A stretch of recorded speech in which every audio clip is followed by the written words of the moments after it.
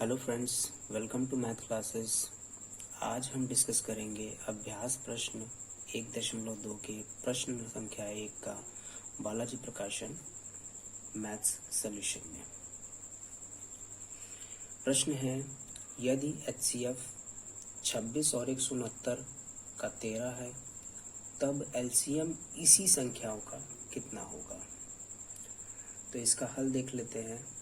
Simple सा question है। हमें पता है कि हम जानते हैं, सबसे पहले हम लिख लेंगे, हम जानते हैं कि पहली संख्या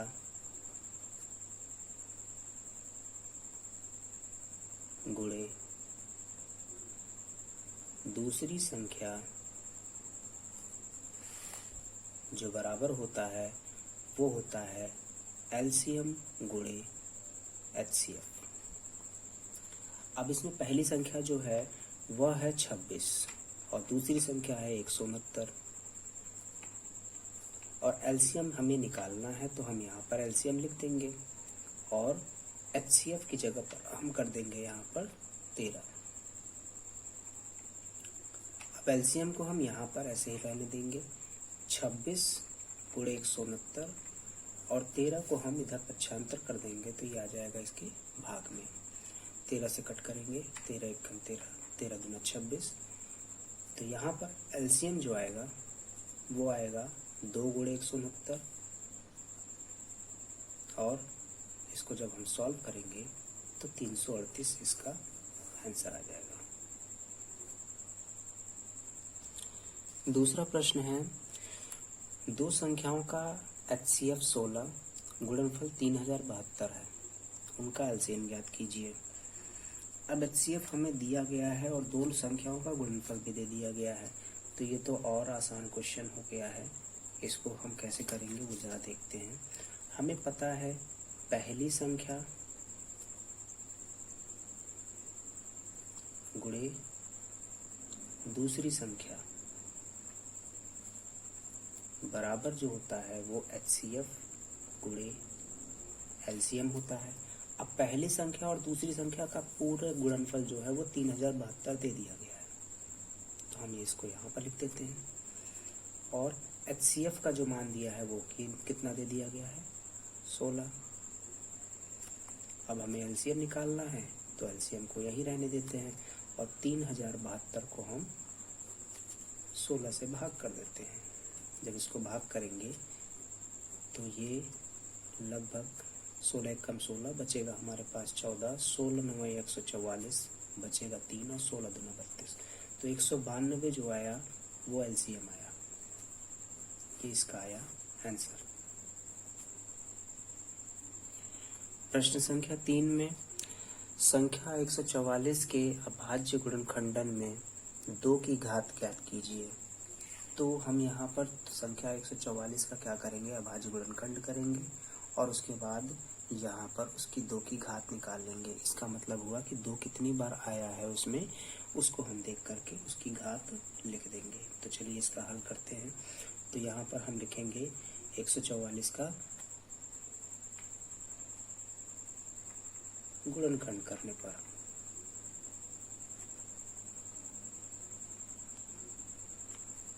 तो कैसे होगा इसका गुणनखंड। यहाँ पर हम क्या करेंगे, 144 को इसका गुणनखंड करेंगे, 2 से करते हैं तो 72, फिर 2 से करेंगे तो 36, फिर 2 से करेंगे तो यहाँ पर 18, 2 से करेंगे तो 9, फिर यहाँ पर 3 वाली लाइन आ जाएगी। 3 से हम कह सकते हैं 3 त्रिका और 3 एकम। तो हम यहाँ पर इसकी जगह पर क्या लिख सकते हैं वो जगह देख लीजिएगा। 144 को हम लिख सकते हैं 2 गुणे 2 गुणे 2 गुणे 2 गुणे 3 गुणे 3, जिसको हम लिख सकते हैं यहाँ पर 2 की घात 4 गुणे 3 की घात 2। अब इस प्रश्न में हमें बताना है कि 2 की घात कितनी है, तो हम यहाँ लिखेंगे 2 की घात। तो 2 की घात यहाँ पर कितनी है, 4 है। यही इसका आंसर हो जाएगा। प्रश्न संख्या 4 में पिछले प्रश्न की तरह ही यहाँ पर हल करना है। संख्या 196 के अभाज्य गुणनखंडन में घातों का योग ज्ञात करना है। पिछले प्रश्न में था कि 2 की घात निकालनी थी। इस प्रश्न में यह है कि जितनी भी संख्याओं की घातें आएंगी उनको आपस में जोड़ करके उसका उत्तर बता देना है। तो हम यहाँ पर सबसे पहले वही लिखेंगे, 196 का क्या करने पर, गुणनखंड करने पर। तो 196 का गुणनखंड करेंगे, 2 से भाग करेंगे, क्योंकि लास्ट में सम संख्या है तो 2 से ही जाएगा। ये यहाँ पर आ जाएगा 98, फिर 2 से जाएगा तो यहाँ पर जाएगा 49। फिर इसको हम 7 से करेंगे, क्योंकि 7 ये न 3 से कटेगा न 5 से कटेगा, तो 7 से कटेगा तो 7 7 49, और उसके बाद यहाँ पे 7 1 7। 196 को हम क्या लिख सकते हैं, 2 गुणे 2 गुणे 7 गुणे 7। इसका मतलब 2 की घात 2 और 7 की घात 2। अब 2 की घात 2 और 7 की घात 2 है, यहाँ पर लिखना है घातों का योग। तो घातों का योग जो होगा वो घात 2 की घात 2 घात है, और यहाँ पे 7 की घात ये भी 2 ही घात है। तो 2 और 2 को जोड़ देंगे तो आंसर हमारा 4 आ जाएगा। ये क्या है इसका आंसर। प्रश्न संख्या 5 है, जिसमें लिखा है कि यदि a व 18 का एलसीएम 36 तथा एचसीएफ 2 है तो a का मान ज्ञात कीजिए। तो इसका मतलब यहाँ पर हमें पहली संख्या के रूप में a दे दिया गया है और दूसरी संख्या के रूप में 18 दे दिया गया है, एलसीएम और एचसीएफ दे दिया गया है। तो हम जानते हैं कि पहली संख्या गुणे दूसरी संख्या बराबर होता है एलसीएम गुणे एचसीएफ। अब पहली संख्या जो है वो है a, दूसरी संख्या है 18, और एलसीएम जो दिया है वो है 36, और एचसीएफ जो है वो 2 दे दिया गया है। अब इसको हम सॉल्व करेंगे तो यहाँ पर हो जाएगा 36 दूना 72, और ये हो जाएगा 18 a, और उसके बाद 18 को पक्षांतर करेंगे तो यहाँ पर हो जाएगा 72 बटा 18। 18 चौको 72 होता है। इसका मतलब a का मान जो होगा वो 4 आ जाएगा। ये हो गया इसका आंसर। प्रश्न संख्या 6 है, जिसमें लिखा है यदि p व q धनात्मक पूर्णांक इस प्रकार है कि p बराबर है ab स्क्वायर और q बराबर है a स्क्वायर b, जहाँ p व q अभाज्य संख्याएं हैं, तब एलसीएम जो है वो p और q का क्या होगा, इसका मान ज्ञात करना है। तो हमें दिया है p बराबर ab स्क्वायर, जिसको हम लिख क्या सकते हैं, p बराबर a गुणे b, और q दे दिया गया है a स्क्वायर b, जिसमें हम q को क्या लिख सकते हैं, a गुणे b। अब इन दोनों का हमें एलसीएम लेना है, तो हम क्या करेंगे, a व b की, या कह सकते हैं इसमें हम इसमें a व b की जगह पर हम लिख सकते हैं a की अधिकतम घात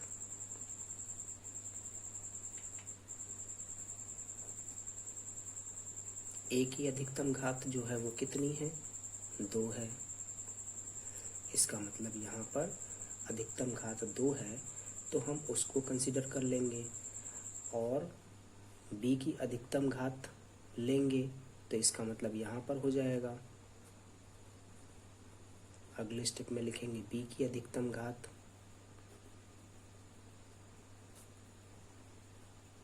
तो वो हो जाएगा b की पावर 2। अब दोनों अधिकतम घात ही क्या हो जाएगी, इसकी एलसीएम हो जाएगी। एलसीएम जो होगा वो p और q का एलसीएम जो होगा वो इन दोनों का गुणनफल ही इसका एलसीएम हो जाएगा। a स्क्वायर b स्क्वायर इसका उत्तर हो जाएगा। प्रश्न संख्या 9 में लिखा है वह निम्नतम संख्या ज्ञात कीजिए जो 1 व 10 तथा इनके बीच की सभी प्राकृत संख्याओं से विभाजित है। तो हमें पता है कि यहाँ पर 1 व 10 तथा इनके बीच की प्राकृत संख्याएं जो होंगी वो 1 से 10 तक की सारी संख्याएं होंगी, और वह न्यूनतम संख्या ज्ञात करनी है जो कि 1 व 10 तथा इनके बीच सभी संख्याओं से विभाजित हो जाए। तो इसके लिए हमें क्या करना पड़ेगा, इन सभी संख्याओं का लसा लेना पड़ेगा। तो हम लिखेंगे संख्या 1, 2, 3, 4, 5, 6, 7, 8, 9 तथा 10 का एलसीएम निकालने पर। तो इनका एलसीएम कैसे निकालेंगे, तो इनको हम भाग विधि से हल करने जा रहे हैं।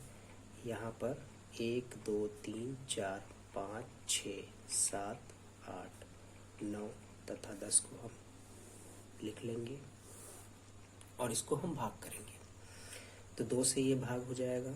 यहाँ पर 2 एकम 2, 1 को हम ऐसे उतार लेंगे। यहाँ पर 3 है, 2, 5 को हम भी ऐसे उतार लेंगे और यहाँ पर 3 हो जाएगा। यहाँ 7 है, यहाँ 4 हो जाएगा, यहाँ 9 हो जाएगा और यहाँ 5 हो जाएगा।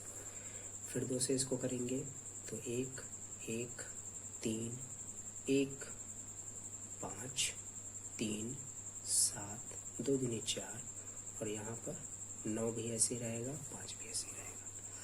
फिर 2 से लेकर के जाएंगे तो 2 एकम 2, यहाँ पर ही केवल होगा और बाकी तो सब यहाँ पर 1, 1 और सभी संख्याएं ऐसे उतर जाएंगी। अब हमारी बारी जो है वो 3 की है। तो 3 जो है यहाँ पे है, 3 एकम 3 और इसके बाद यहाँ पर भी है 3 और यहाँ पर 3 त्रिका 9। अब हमारी बारी फिर से 3 की ही है। तो 1, 1, 1, 1, 5, यहाँ पर 1, यहाँ 7, यहाँ 1 और यहाँ पर भी 1। अब हमारी बारी जो होगी वो 5 की होगी। 1, 1 सारी संख्याएं ऐसे ही उतर जाएंगी, केवल 5 वाली संख्याओं को हम क्या करेंगे, ऐसे ही लिख देंगे। फिर हमारा 7 की बारी आ रही है। 7 ऐसे ही हो जाएगा, सारी संख्याएं ऐसी ही रहेंगी।